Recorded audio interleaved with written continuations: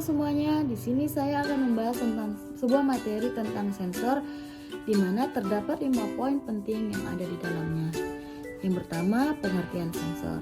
Sensor adalah suatu komponen atau peralatan yang berfungsi untuk mendeteksi gejala-gejala atau sinyal-sinyal yang berasal dari perubahan suatu energi seperti energi listrik, energi fisika, energi kimia, biologi, mekanik, dan sebagainya.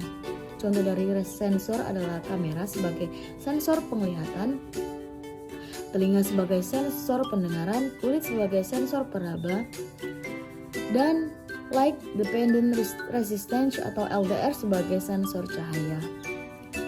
Dalam sebuah sistem pengukuran atau sistem instrumentasi, sensor adalah elemen sistem yang secara efektif berhubungan dengan proses di mana suatu variabel sedang diukur dan menghasilkan suatu keluaran dalam bentuk tertentu tergantung pada variabel masukannya, dan dapat digunakan oleh bagian sistem pengukuran yang lain untuk mengenali nilai variabel tersebut.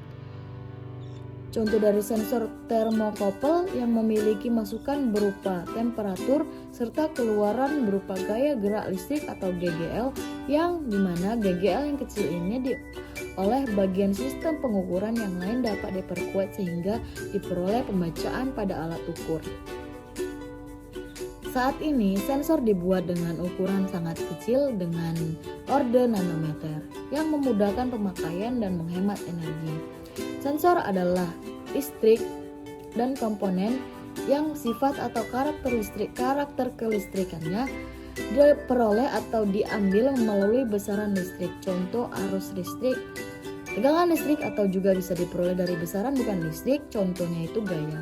Tekanan yang mempunyai besaran bersifat mekanis atau suhu bersifat besaran termis, dan bisa juga besaran bersifat kimia, bahkan mungkin bersifat besaran optis.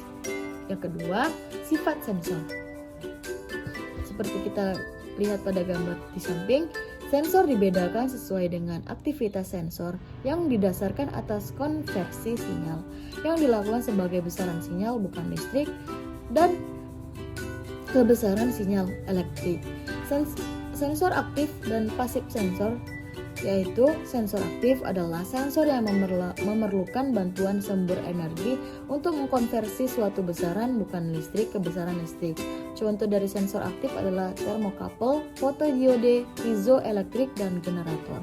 B. Sensor pasif. Sensor pasif adalah sensor yang tidak memerlukan bantuan sumber energi untuk mengkonversi sifat-sifat fisik atau kimia ke besaran listrik. Contoh dari sifat sensor pasif adalah mikrofon. Yang ketiga, klasifikasi sensor. Klasifikasi sensor dapat diklasifikasikan berdasarkan beberapa hal, yaitu pemakaiannya atau penggunaannya, metode pengubahan energi, dan sifat-sifat dari sinyal keluaran. A. Klasifikasi sensor berdasarkan pemakaian atau penggunaannya. Yang pertama, sensor termal. Sensor termal adalah sensor yang digunakan untuk mendeteksi segala perubahan atau temperatur pada suatu benda padat, cair, dan gas. Contoh dari sensor termal adalah termokouple, resistance, temperatur detektor, termistor, dan lain-lain. 2. Sensor mekanis. Sensor mekanis adalah sensor yang mendeteksi perubahan mekanis seperti perpindahan atau pergeseran, posisi gerak lurus dan melingkar, tekanan aliran, level, dan sebagainya. Contoh dari sensor mekanis adalah strain gauge, linear variable, differential transformers, load scale, Bourdon tube, dan lain-lain. Yang ketiga, sensor optik atau cahaya. Sensor optik adalah sensor yang dapat mendeteksi perubahan cahaya dari sumber cahaya, pantulan cahaya, atau bias cahaya yang mengenai suatu benda atau ruangan. Contoh dari sensor optik adalah light dependent resistor, fotodioda, dan lain-lain. Klasifikasi sensor berdasarkan sifat-sifat dasar keluaran. Berdasarkan sifat-sifat dasar keluaran, sensor dapat diklasifikasikan menjadi 5 jenis, yaitu perubahan resistensi. Besaran yang diindera menghasilkan perubahan resisten pada keluarannya. Contohnya ialah A. Resistance temperatur detektor. B. Stride Gauge, C. Termistor. 2.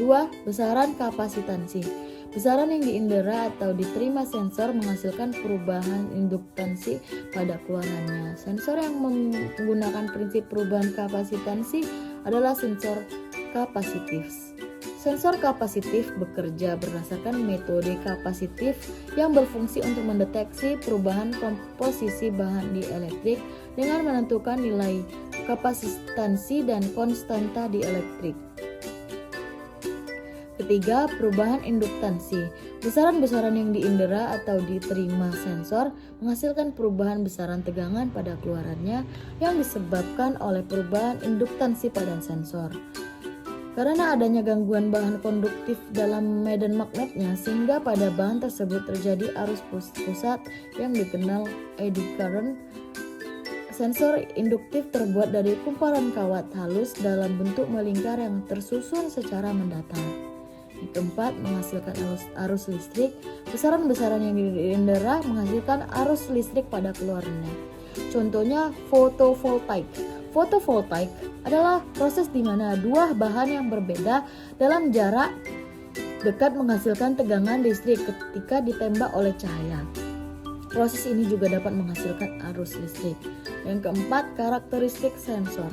Sensor dan transducer memiliki dua karakteristik, yaitu karakteristik statis dan karakteristik dinamis.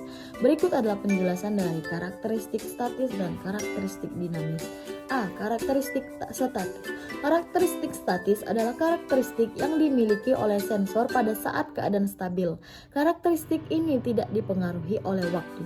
Karakteristik statis memiliki bagian-bagiannya seperti akurasi, presisi, resolusi, sensitivitas, linearitas, histeresis, repeatability.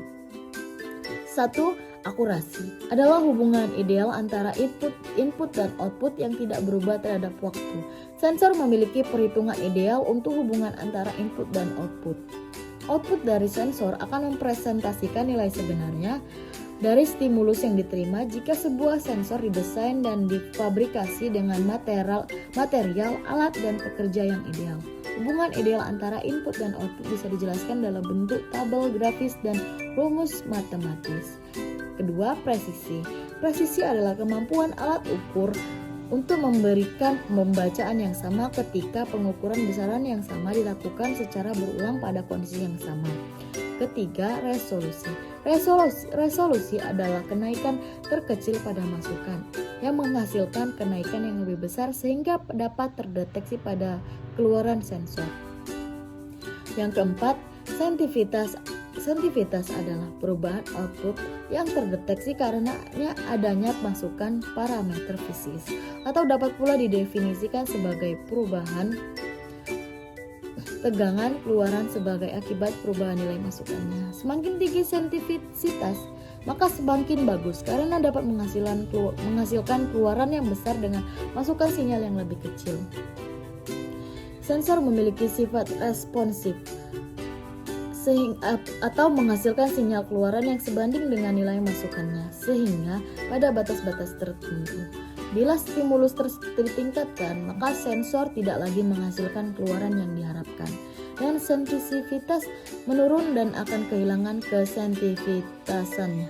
Dalam penerapannya, terkadang sensitivitas memiliki kesalahan. Kesalahan tersebut terdiri dari saturasi dan deadband. Saturasi ialah daerah kerja sensor setelah rentang linear di mana responnya terhadap masukan tidak lagi menghasilkan keluaran yang tidak diharapkan. Daerah mati atau deadband adalah kondisi di mana sensor sudah tidak sensitif lagi pada suatu rentang tertentu saat diberi sinyal masukan. 5. Linearitas.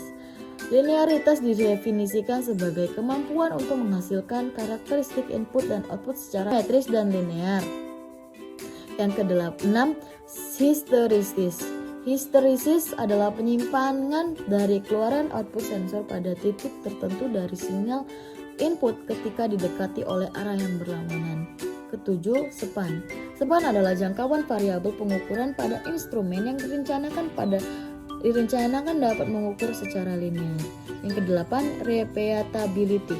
Repeatability adalah selisih dua pembacaan keluaran dalam suatu pengukuran berulang untuk suatu nilai masukan yang sama, yang didekati dari daerah yang sama dengan kondisi kerja yang sama. B. Karakteristik dinamis. Karakteristik dinamis adalah karakteristik yang dimiliki oleh sensor pada saat keadaan akan siap atau keadaan transient atau sementara. Karakteristik ini dipengaruhi oleh waktu. Karakteristik dinamis terdiri dari rise time, time constant, dead time atau delay, respon frekuensi, dan parameter orde kedua. Rest time adalah waktu yang dibutuhkan oleh respon untuk naik dari 10% hingga 90% atau 0% hingga 100% dari nilai akhir. Kedua, time constant. Time constant merupakan waktu yang dibutuhkan output untuk mencapai nilai tertentu dari nilai maksimum. Yang ketiga, dead time. Dead time atau delay adalah perbedaan waktu antara input dan output. Dengan kata lain, waktu yang dibutuhkan untuk transisi pada input dengan respon perbedaan logika pada output. Yang keempat, respon frekuensi. Respon frekuensi merupakan presentasi dari respon sistem yang masukkan berupa sinyal sinusoida dengan frekuensi yang bervariasi. Yang kelima, rangkuman. Rangkuman dari segala materi itu, yang pertama yaitu sensor adalah suatu komponen atau peralatan yang berfungsi untuk mendeteksi gejala-gejala atau sinyal-sinyal yang berasal dari perubahan suatu energi seperti energi listrik, kimia, fisika, biologi, mekanik, dan sebagainya. Yang ketiga, dalam sebuah sistem pengukuran, sensor merupakan elemen sistem yang secara efektif berhubungan dengan sensor di mana proses suatu variabel sedang diukur dan menghasilkan suatu keluaran dalam bentuk tertentu tergantung pada variabel masukannya dan dapat digunakan oleh bagian sistem pengukuran yang lain untuk mengenali nilai variabel tersebut. Keempat, sifat sensor dibagi menjadi dua, yaitu sesuai fungsinya, yaitu sensor aktif dan sensor pasif. Sensor aktif membutuhkan energi lain untuk mengkonversi suatu besaran non-listrik ke besaran listrik, sedangkan sensor pasif sebaliknya. Yang kelima, sensor diklasifikasi berdasarkan pemakaiannya, metode pengubah energinya, dan sifat-sifat sinyal keluarannya. Yang keenam, sensor memiliki karakteristik. Karakteristik tersebut dibagi menjadi dua, yaitu karakteristik statis dan karakteristik dinamis.